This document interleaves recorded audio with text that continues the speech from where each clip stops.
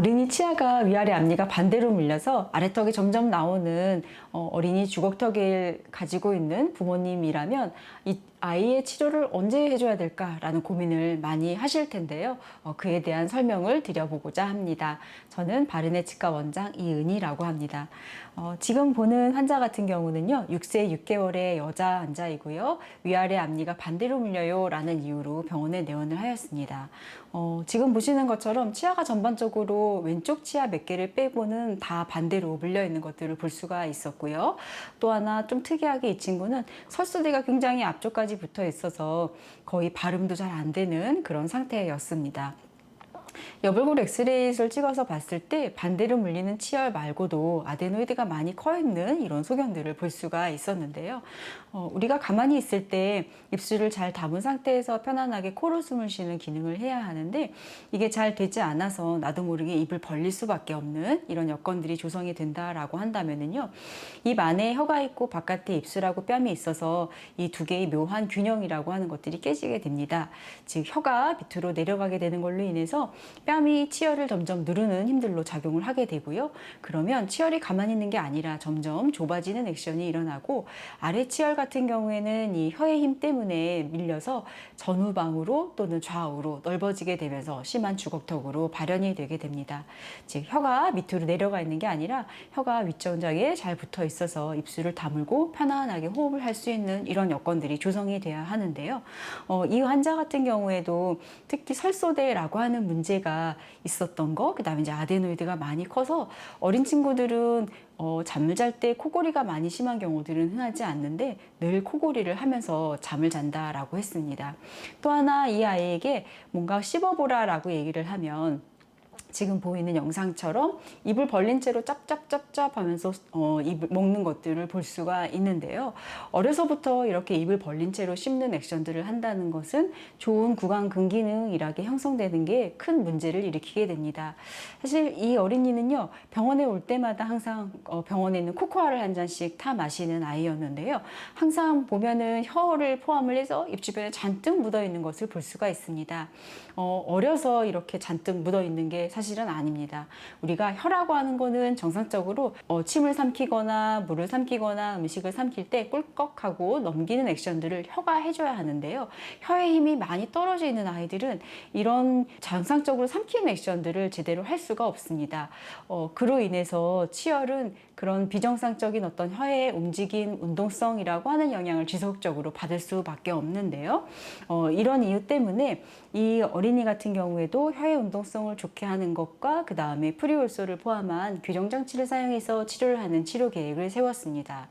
폭경이 많이 안 좋았기 때문에 이거는 프리올소만으로는 치료하기 어려운 부분이라 위를 약간 넓혀주기 위한 장치를 사용을 하였고, 그 다음에 프리올소 장치를 사용하는 거, 그 다음에 편도나 아데노이드가 워낙 큰 상태였었고 어머님도 이거를 수술을 언제 해줄지라는 고민을 하고 계셨기 때문에 이비인후과에서 이참에 수술을 빨리 하도록 권유를 드렸습니다.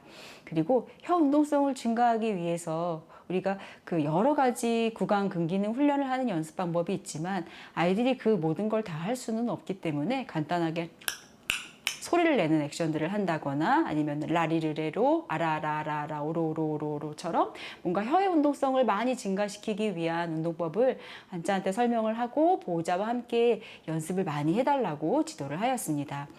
처음 상태이고요. 이게 위에 턱이 너무 좁았기 때문에 프리올소만으로는 적절한 힘을 줄 수 없어서 넓히기 위한 장치를 잠깐 사용을 하였고요. 이내 넓어지는 게 확인이 된 후에는 프리올소를 사용을 하면서 바르게 씹고 삼키고 하는 액션들이 잘 정돈이 되도록 하는 것들을 지도를 하였습니다. 단순하게 교정치료로 장치를 사용했다라는 것 말고 이 환자가 가지고 있어야 되는 혀의 운동성, 그 다음에 혀의 위치, 그런 부분들을 같이 좋아지게 하는 액션들을 지도를 하였습니다. 치료를 하면서 앞니가 반대로 좋아지는 것들을 볼 수가 있었고요. 또 하나 이거는 이비인후과 수술을 통해서지만 커다란 아데노이드가 깨끗해진 모습들을 볼 수가 있었고 이로 인해서 기도 폭경이 많이 시원해진 것을 볼 수가 있었습니다. 삼키는 액션들도 좋아지는 걸로 인해서 우리가 삼킬 때 사용하는 에피글로티스라고 하는 부분들이 정상적인 모양으로 위쪽으로 올라가 있는 모습들을 관찰을 할 수가 있었습니다. 즉 처음 상태에서 폭경을 좀 넓히고 프리올소를 사용 사용을 하는 거, 그 다음에 프리올소를 사용하면서 이 친구가 바르게 씹고 삼키고 좋은 혀의 운동성이 일어나도록 하는 것들을 지도하는 걸로 인해서 이렇게 교정 치료를 할 수가 있었습니다. 마찬가지로 반대로 물리는 또 다른 어린이인데요. 8세 11개월의 남자아이입니다. 주걱턱을 주소로 내원을 하였고 잠잘 때 늘 입을 벌리고 숨을 쉰다. 그리고 낮에도 입을 벌리고 있다. 그런 문제들을 얘기를 했습니다. 아까 말씀드린 것처럼 늘 입을 벌리고 있는 걸로 인해서 아래치열은 점점 넓어지는 문제들을 가지게 될 수밖에 없는데요. 이런 문제들이 단순하게 교합에 대한 문제 말고도 아이가 바르게 성장을 한다 또는 좋은 어떤 구강 근기능 바르게 씹고 삼키고 말한다 하는 기능들이 형성되는데 많은 방해를 주게 됩니다. 늘 혀가 밑으로 내려가 있기 때문에 지금 노란 선으로 보는 것처럼 치아가 어금니 있는 부분이 물리지가 않게 되어 있어요. 혀가 여기에 늘 껴있는 상태라고 하는 거죠.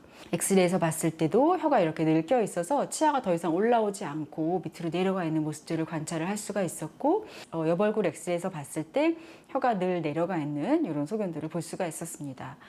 마찬가지로 프리올소 장치를 사용하는 거 그리고 그에 맞게 혀의 운동성이라고 하는 걸 좋게 만드는 걸로 인해서 한 달 만에 반대로 물리는 교합이 좋아진 것들을 볼 수가 있었고요. 그리고 장치를 조금 더 사용을 하면서 이 친구가 입안과 관련돼서 바르게 씹고 삼키고 그리고 혀의 운동성을 좋게 만드는 액션들이 어떤 건지라는 것들을 같이 학습하도록 하는 것들을 하고 있습니다. 우리가 치아는 안쪽의 혀와 바깥쪽의 입술에 의해서 둘러싸여 있어서 이 영양을 뗄래야 뗄 수가 없는 구조를 가지고 있습니다. 그래서 장치를 사용해서 교정치료를 한다 하더라도 혀와 입술이 좋지 않은 액션들을 하게 되면 그에 맞게 다시 부정교합이 재발이 되는 특징이 있기 때문에 조금 더 근본적으로는 장치를 사용을 하면서 좋은 액션들이 어떤 액션들인지라고 하는 게 환자가 잘 습득하고 그리고 거기에 익숙해지도록 하는 게 중요하다고 할 수 있겠습니다.